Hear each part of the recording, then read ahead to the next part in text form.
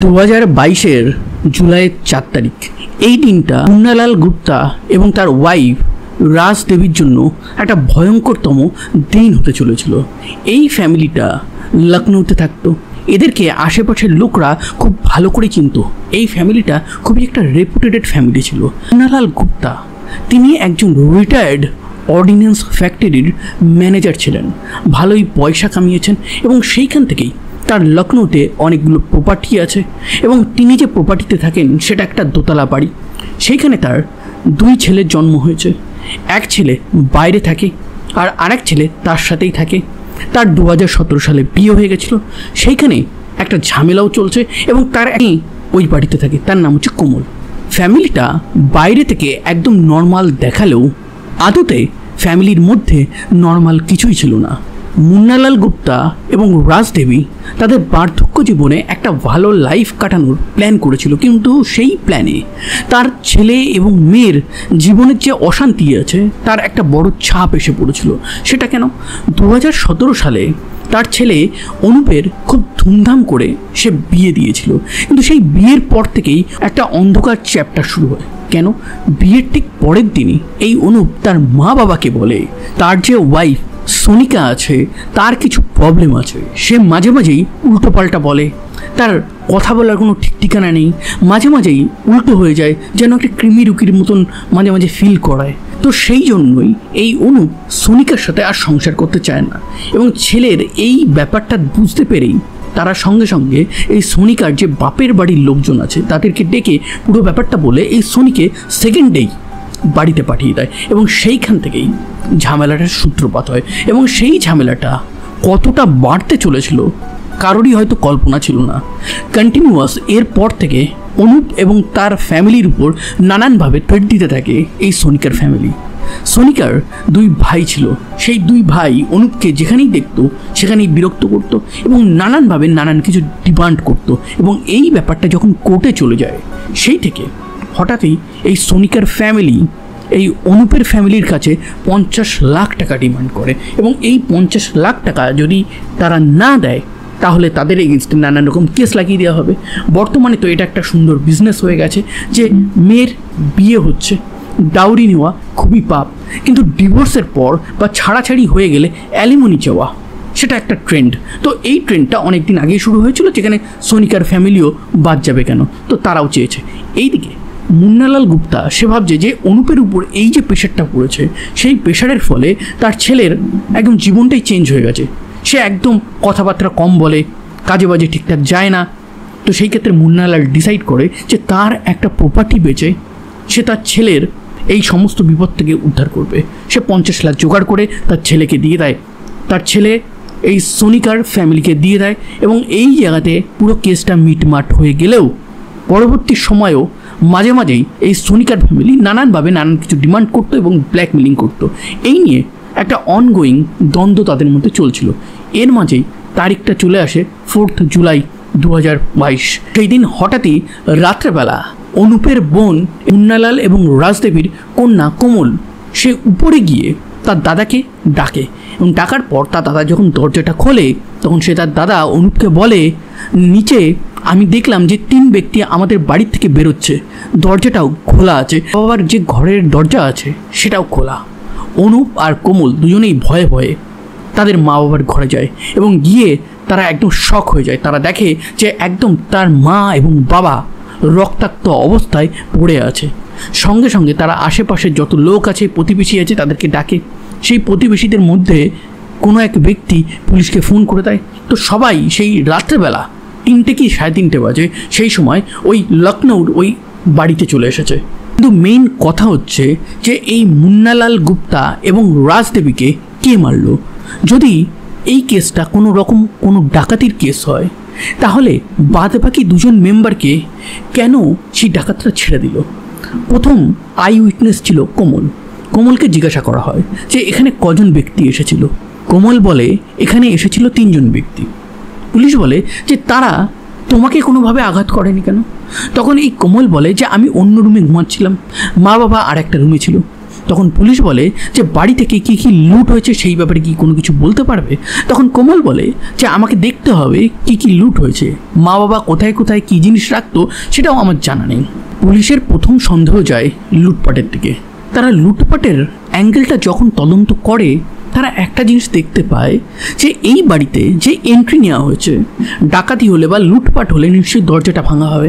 তো সেই ক্ষেত্রে দরজা ভাঙা হয়নি, দরজাটা কেউ যেন ভিতর থেকে ওপেনই করে দিয়েছে, এই রকম একটা ছাপ তারা দেখতে পাচ্ছে। এবার সেই ক্ষেত্রে লুটপাটের যে অ্যাঙ্গেলটা আছে সেটাতে খুব একটা তারা নির্ভর করছে না।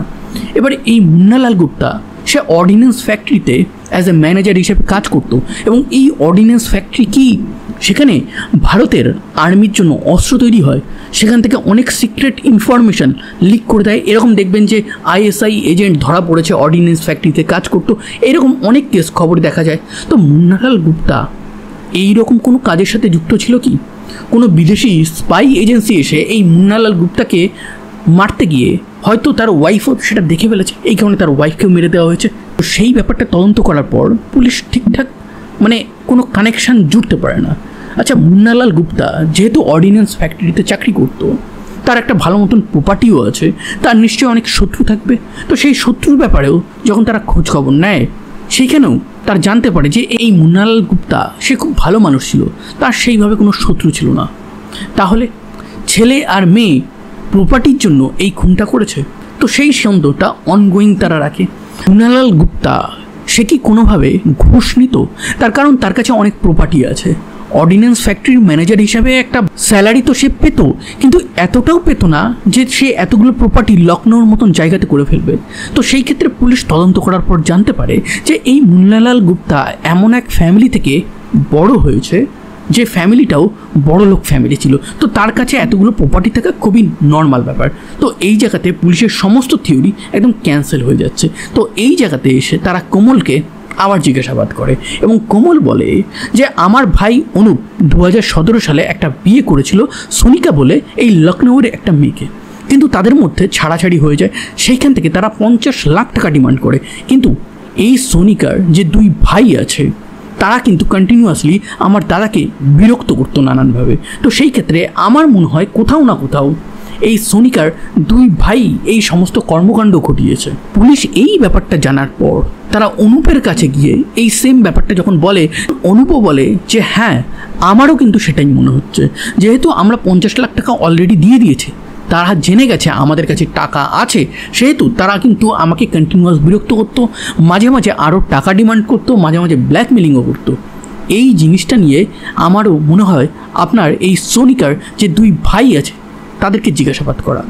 পুলিশ এবার এই সোনিকার যে 2 ভাই আছে তাদেরকে জিজ্ঞাসাবাদ করে, এবং সেই জিজ্ঞাসাবাদে পুলিশ একদম কয়েক ঘন্টার মধ্যেই বুঝতে পেরে যায় যে সোনিকার যে 2 ভাই আছে তারা কোনোভাবেই এই কেসে যুক্ত না। তারা বাড়িতেই ছিল, তাদের কল ডিটেল, কল লোকেশন সমস্ত কিছুই একদম প্রমাণ দিচ্ছে তারা এই কেসের সাথে কোনোভাবেই যুক্ত না। এবার এই টোটাল জিনিসে 2টো বডি তারা ময়না তদন্তের জন্য পাঠিয়ে দিয়েছে। ততক্ষণে তারা CCTV ফুটেজ দেখে, এবং সেই CCTV ফুটেজে একটা জিনিস তারা অদ্ভুত দেখে যে সেই বাড়িতে ঠিক 11:54 সময় এক ব্যক্তি একটা পলিথিন নিয়ে ঢুকছে। এবার সেই ব্যক্তিটাকে রাত্রেবেলা CCTVতে ক্লিয়ারভাবে দেখা যাচ্ছে না, কিন্তু সেইটা দেখা যাচ্ছে যে সেই ব্যক্তি একদম ক্লিয়ারলি সেই বাড়ির মধ্যে ঢুকে যাচ্ছে। সে কোনো কিছু ভাঙছে না, কোনো কিছু করছে না। এবং এই CCTV ক্যামেরাটা লাগানো ছিল মুন্নালাল গুপ্তার বাড়ির ঠিক অপোজিটে অন্য একটা বাড়িতে। তো সেইখানে তারা দেখতে পায় যে এখানে এক ব্যক্তি সে নর্মালি আসছে এবং বাড়িতে ঢুকছে, তার মানে ভিতর থেকে কেউ কি দরজা খুলে দিয়েছে, সেটা পুলিশের প্রথম সন্দেহ হয়। দ্বিতীয়ত, কোমল বলেছিল যে 3 জন ব্যক্তিকে সে দেখেছে তাদের বাড়ির থেকে বেরোতে, তাহলে এখানে একজন কেন? এই ব্যাপারে যখন কোমলকে জিজ্ঞাসা করা হয় তখন কোমল বলে যে আমি সেই সময় হুড়বুড়িতে কী দেখেছি কী শুনেছি আমার কোনো আইডিয়াই হচ্ছে না। কোমল একদম না জানার মতন একটা ভান করছে। তো পুলিশ বুঝতে পারে যে এই যে ভাই আর বোন আছে এরাই কোনো একটা ঘাপলা করেছে। পুলিশের তখন একটা অদ্ভুত থিওরি মাথায় আসে, এই ভাই বোনের কোনো অবৈধ সম্পর্ক নেই তো? এবার তারা এই জিনিসটা কেন ভাবছে? এই জিনিসটা ভাবার পিছনে একটা বড় কারণ পুলিশের কাছে ছিল। এই যে কোমল আছে, সেই কোমল অ্যাকচুয়ালি কিন্তু এই মুন্নালাল গুপ্তা এবং এই রাজদেবীর সন্তান ছিলই না, সেটা ছিল দত্তক নেওয়া সন্তান। এবার তারা দত্তক কেন নিল? নিজেদের 2 সন্তান থাকা সত্ত্বেও তাদের 2 ছেলে হয়েছিল। তাদের একটা মনের ইচ্ছা ছিল যে তাদের একটা কন্যা সন্তান হবে। তারা ডাক্তারের কাছে যায়, ডাক্তার ক্লিয়ারলি বলে দেয় যে এই রাজদেবীর আর কোনো সন্তান হওয়ার কোনো চান্সই নেই। তো সেই ক্ষেত্রে এই মুন্নালাল গুপ্তার এক ছোট ভাই ছিল। সেই ভাইয়ের আর্থিক অবস্থা খুবই বাজে ছিল। তার সন্তানে 4 মেয়ে ছিল। তো সেই কারণে এই মুন্নালাল গুপ্তা গিয়ে তার ছোট ভাইকে বলে যে তোর যে ছোট সন্তান আছে আমাকে দিবি, আমি তাকে ভালো করে মানুষ করব, তার বিয়ে শাদী সমস্ত কিছুর দায়িত্ব আমি নেব। তো তার ভাই যেহেতু গরিব ছিল, দাদার কাছে তার মেয়ে মানুষ হবে, এর থেকে ভালো আর কি হতে পারে। দাদার অবস্থাও ভালো, সে ভালো করে পড়াশুনো করাবে, ভালো করে খাওয়াবে, ভালো ফ্যামিলিতে তাকে বিয়ে দেবে। এই সমস্ত দেখে কোমলকে তারা দিয়ে দেয় তার দাদার কাছে। সেই কন্যা সন্তানের নামই হচ্ছে কোমল। এই ব্যাপারটা 7 মাস আগে পর্যন্ত জানতো না। 7 মাস আগে একটা ফ্যামিলি ফাংশনে সে প্রথমবারের জন্য জানতে পারে সে অ্যাকচুয়ালি মুন্নালাল গুপ্তা এবং রাজদেবীর সন্তানই না, সে হচ্ছে তার কাকার সন্তান। যাই হোক, এই জিনিসটা জানার পরেও তার ভালোবাসা কিন্তু এই মুন্নালাল এবং রাজদেবীর প্রতি একটু কমেনি। নর্মালি সমস্ত কিছু চললেও এই ঘটনাতে পুলিশের সন্দেহটা সোজা গিয়ে পড়ে এই ভাই আর বোনের উপর। তারা ভাবে যেহেতু দত্তক নেওয়া বোন, সেহেতু এই অনুপের একটা সম্পর্ক থাকতেই পারে। অনুপ 2017 সালে বিয়ে করেছিল, কিন্তু তার বিয়েটা টেকেনি, সে তো অলরেডি ফার্স্টেডেড থাকবে। তো এই ক্ষেত্রে শারীরিক সম্পর্ক বা একটা অবৈধ সম্পর্ক এই ভাই বোনের মধ্যে গড়ে উঠতেই পারে। সেই জিনিসটা যখন তদন্ত করা হয় তখন অনুপের যে কল ডিটেল রেকর্ড আছে সেটা দেখা হয়, এবং সেই রেকর্ডটা একদম ক্লিয়ার। অনুপের বাইরে সেইভাবে কোনো কারোর সাথে সম্পর্ক নেই। ঘরে তার যে বোনের সাথে কোনো সম্পর্ক আছে কিনা সেটা তো কেউ জানে না, সেটার কল ডিটেল রেকর্ড দেখেও কেউ বলতে পারবে না। তো এই ক্ষেত্রে অনুপকে আলাদা রাখলেও তারা কোমলের যখন কল ডিটেল রেকর্ডটা দেখে একটু চমকে যায়। কোমল এই খুন যেদিন হয়েছে তার আগে ঠিক 48 ঘন্টায় এক নাম্বারের সাথে 17 ঘন্টা কথা বলে। কিন্তু এই 17 ঘন্টাটা সে যে কথা বলছে তার সাথে নিশ্চয়ই হোয়াটসঅ্যাপে কোনো চ্যাট ফ্যাটেও থাকবে। তো এই ক্ষেত্রে পুলিশ দেখতে পায় 17 ঘন্টা কথা বলেছে, কিন্তু call log, call detail, phone থেকে হোয়াটসঅ্যাপের সমস্ত চ্যাট, কল ডিটেল ডিলিট। এবং এই যে 17 ঘন্টা যে নাম্বারের সাথে কথা বলেছে এটা ছাড়াও আর একটা নাম্বারের সাথেও সে 6 ঘন্টা কথা বলেছে। লাস্ট 48 ঘন্টায় সে 23 থেকে 24 ঘন্টা এই দুটো নাম্বারে কথা বলেছে। এবার এই দুটো নাম্বার কার, কেনই বা তাদের সাথে এই কোমল এতক্ষণ ধরে কথা বলেছে, এই ব্যাপারে যখন জিজ্ঞাসাবাদ শুরু হয় ততক্ষণে কোমল নানানভাবে স্টেটমেন্ট চেঞ্জ করতে থাকে। এবং এই স্টেটমেন্ট যখন চেঞ্জ করে পুলিশের ডাইরেক্ট সন্দেহ অনুপ থেকে সরে গিয়ে এই কোমলের উপর পড়ে। তারা ভাবতে থাকে যে এই কোমল তার ভাইয়ের সাথে হয়তো কোনো সম্পর্ক করেছে, সেটা তার মা বাবা জেনে গেছে। জানার পর এই কোমল হয়তো কোনো ভাড়াটে খুনি দিয়ে এই দুজনকে মেরেছে। এই জিনিসটাতে তারা প্রমাণ আস্তে আস্তে জোগাড় করতে থাকে। এবার ময়না তদন্তের রিপোর্ট চলে আসে, এবং সেই ময়না তদন্তের রিপোর্টে একটা জিনিস দেখা যায় যে এই যে মুন্নালাল গুপ্তা আছে এবং তার ওয়াইফ রাজদেবী আছে, তারা রাত্রেবেলা যে খাবারটা খেয়েছিল সেই খাবারের সাথে তাদের পেটে কিছু ঘুমের ওষুধের পরিমাণও পাওয়া গেছে। এবার তার মানে তাদেরকে খুন করা হয়েছে। ডাকাত নিশ্চয়ই এসে আগে ঘুমের ওষুধ দেবে না যে তোমরা ঘুমিয়ে পড়ো তারপর তোমাদেরকে মারবো। তো সেই ক্ষেত্রে ঘুমের ওষুধ কে দিতে পারে? হয় এই কোমল দেবে, নয়তো দেবে অনুপ। এবার অনুপকে যখন এই পুরো ব্যাপারটা জিজ্ঞাসা করা হয় তখন অনুপ বলে যে হ্যাঁ, কোমল রাত্রেবেলা খাওয়ার পর বেদানার জুস করেছিল, এবং সেই বেদানার জুসটা আমাকেও দিয়েছিল এবং মা বাবাকেও দিয়েছিল। মা বাবা পুরোটা খেয়েছিল, আমি 1/3 খেয়ে রেখে দিয়েছিলাম। আমার ওই বেদানার জুসটা কেমন তেতো তেতো লাগছিল, যেটা নর্মালি লাগে না। নর্মালি তো বেদানা খুব মিষ্টি হয়, তো সেই কারণে আমি খাইনি। এইবার পুলিশ এই অনুপের এই কথার কতটা সত্যতা আছে সেইটা দেখার জন্য তারা টেস্ট করে থাকে, এবং টেস্ট করে তার পেট থেকে ফ্লুইড নিয়ে তারা টেস্টিংয়ের পর জানতে পারে যে হ্যাঁ, অনুপ যে কথাটা বলছে সেটা সত্যি কথাই বলছে। এবং এই জায়গাতে এসে সমস্ত ফোকাস এবার টোটাল চলে আসে এই কোমলের উপর। কোমলকে তারা কিছু বলে না। তারা কোমলের কল ডিটেল রেকর্ডটা চেক করে দুটো যে নাম্বারে প্রচুর কথা হয়েছে সেই নাম্বার দুটো কার, সেটা হচ্ছে 2 ভাইয়ের। একজনের নাম হচ্ছে রাহুল আর আরেকজনের নাম হচ্ছে রোহিত।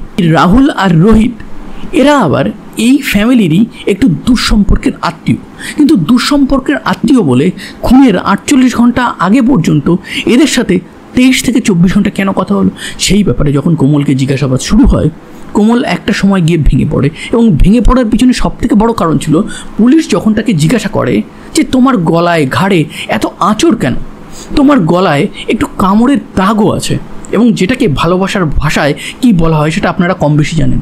এই জায়গাটাতে এসে কোমল একদম কনফিউজ হয়ে যায়। পুলিশের জেরার সামনে সে ভেঙে পড়ে এবং সে বলে যে সেই তার মা বাবাকে মারতে সাহায্য করেছে এবং তার মা বাবাকে মেরেছে তারই এক প্রেমিক যার নাম হচ্ছে রোহিত। এবার পুরো ব্যাপারটা কিছুটা এইরকমই ছিল। 7-8 মাস আগে এক ফ্যামিলি ফাংশানে এই কোমল জানতে পারে এই মুন্নালাল গুপ্তা এবং রাজদেবী তারা অ্যাকচুয়ালি তার মা বাবা নয়, তার মা বাবা হচ্ছে তার কাকু কাকি।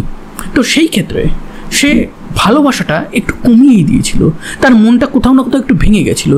তো সেই ক্ষেত্রে তার আর একটা ফ্যামিলি ফাংশানে রাহুলের সাথে দেখা হয়।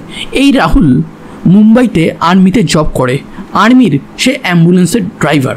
তো সেই ক্ষেত্রে তাদের মধ্যে প্রথমে বন্ধুত্ব হয়, এবং যখন ওই ফ্যামিলি ফাংশানে কথা বলার পর তারা বাড়ি চলে যায়, তারা ইনস্টাগ্রামে একে অপরকে খুঁজে সেখানে কথা বলতে শুরু করে।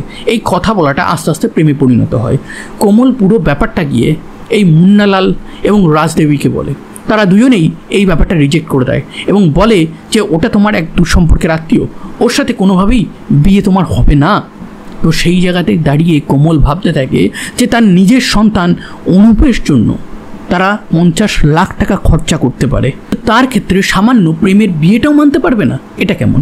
এই কথাটা সে যখন রাহুলকে বলে, রাহুল তাকে আরও মোটিভেট করে। সে বলে যে তোমার সৎ মা বাবা তোমাকে একদমই ভালোবাসে না, তোমাকে হয়তো প্রপার্টিও দেবে না। তো এই ক্ষেত্রে কোমল, রাহুল এরা দুজন মিলে প্ল্যান করে যে এরা দুজন যদি থাকে তাহলে তাদের প্রেমের বিয়েটা কোনোদিনও হবে না, তো তাদেরকে এই পৃথিবী থেকে সরিয়ে ফেলতে হবে।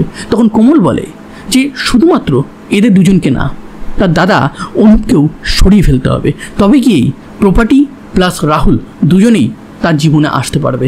সেই মোতাবেক তারা 1.5 মাস আগে প্ল্যান করে ফেলে এবং সেই প্ল্যানে ইনক্লুড করে দেয় এই রাহুলের ভাই রোহিতকে। এই রোহিতের সাথে কোমলের পূর্ব পরিচয়ও ছিল। যখন রাহুল কাজের জন্য মুম্বাইতে যেত, কোনো জিনিস পাঠানো থাকলে এই রোহিতের হাত দিয়েই সে পাঠিয়ে দিত, এবং সেই জায়গাতে এসে তাদের পুরো প্ল্যানটা তৈরি হয়। এবং খুনটা কী করবে? রাহুলের ভাই রোহিত।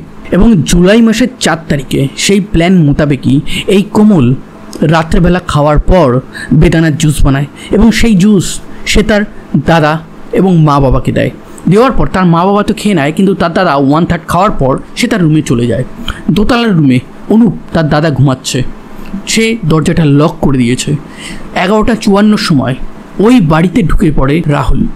রাহুল এসে কোমলের সাথে শারীরিক সম্পর্ক করে, তারপর তারা তাদের মা বাবার রুমে যায়। তাদেরকে ছুরি দিয়ে একাধিকবার আঘাত করার পর তারা মারা যায়। পুলিশ পরে আরও একটা জিনিস জানতে পারে, প্রথমে রোহিত বেশ কয়েকবার আঘাত করার পর তার হাত কাঁপছিল, সে আর আঘাত করতে পারছিল না। সেই সময় কোমল ছুরিটা তার কাছ থেকে টেনে নিয়ে সে নিজেই বারবার মারতে থাকে, এবং এই মারার পর ঠিক 2:30টার সময় রোহিত ওই বাড়ি থেকে বেরিয়ে যায়। তার হাতে যে প্লাস্টিক ব্যাগ ছিল, সেই প্লাস্টিকের ব্যাগে রক্তমাখা জামা ছিল, এবং তার সাথে সাথে কোমলেরও রক্তমাখা জামা ছিল। এখানে কোমলের তো প্ল্যান ছিল সে তার দাদাকেও মারবে। সেই দাদাকে মারার জন্য যখন তারা উপরে যায়, গিয়ে দেখে যে তার দাদা দরজা তো লক করা আছে, তাকে মারতে গেলে এই দরজাটা ভাঙতে হবে। দরজা ভাঙতে গেলে তার দাদা যদি জেগে যায়, তার দাদার পেটে তো ঘুমের ওষুধও ঠিকঠাক পড়েনি, তো তার ঘুমটা ভেঙে যাওয়াই স্বাভাবিক। তার মা বাবাকে মারতে অনেক সহজ হচ্ছে, কেন? ঘুমের ওষুধ ছিল বলে। তো এই ক্ষেত্রে অনুপকে মারার পুরো প্ল্যানটা তারা ক্যান্সেল করে দেয়। এবার পুলিশ এই কোমল, রোহিত এবং মুম্বাই থেকে এই রাহুলকে অ্যারেস্ট করে। এই তদন্তের ব্যাপারে জিজ্ঞাসাবাদ যখন পুরোপুরি রাহুলকে করা হয়, তখন রাহুল জানতে পারে যে তার ভাই রোহিতের সাথে এই কোমলের রিলেশন ছিল, এবং সেই জিনিসটা জেনে সেও অবাক হয়ে গেছে। নিজেই জানতো না তার প্রেমিকা কোমল 2 ভাইয়ের সাথেই একটা ডবল গেম খেলছিল। কোমলকে যখন জেলে পাঠানো হয়, জেলের যে বাদবাকি কয়েদিরা আছে তারা কোমলকে মারতে উদ্যত হয়ে যায়। কেন? সে তার মা বাবাকে মেরে এখানে এসেছে, তাও আবার দত্তক নেওয়া মা বাবা, যারা তাকে ভালো করে মানুষ করেছে। আর উল্টো দিকে এই রোহিত আর রাহুলকে একই সেলে রাখা হয়েছিল, ভাই ভাই বলে কথা। কিন্তু সেইখানে রাহুল হঠাৎই এই রোহিতকে মারতে থাকে। কেন? সে তার প্রেমিকার সাথে শারীরিক সম্পর্ক করেছে তার অজান্তে। জন্য পরবর্তী সময় এই রাহুল আর রোহিতকে আলাদা আলাদা রুমে রাখা হয়। তো বর্তমানে এই কেসটা অনগোয়িং অবস্থায় আছে। কোনো যদি আপডেট আসে আমি আপনাদের অবশ্যই জানাবো। তো এই ছিল আজকের একটা ভেরি ইন্টারেস্টিং ট্রু ক্রাইম ঘটনা। এইরকম রিয়েল লাইফ ট্রু ক্রাইম ঘটনা ইন স্টোরি ফরম্যাটে যদি আপনারা শুনতে চান তাহলে অবশ্যই আমার চ্যানেলটাকে সাবস্ক্রাইব করবেন, এবং আজকের ঘটনা যদি আপনাদের প্রভাবিত করে তাহলে একটা লাইক করবেন, একটা কমেন্ট করবেন এবং বন্ধুদের গ্রুপে অবশ্যই শেয়ার করে দেবেন। ধন্যবাদ। আবার দেখা হবে নতুন কোনো একটা ভেরি ইন্টারেস্টিং ট্রু ক্রাইম ঘটনার সাথে।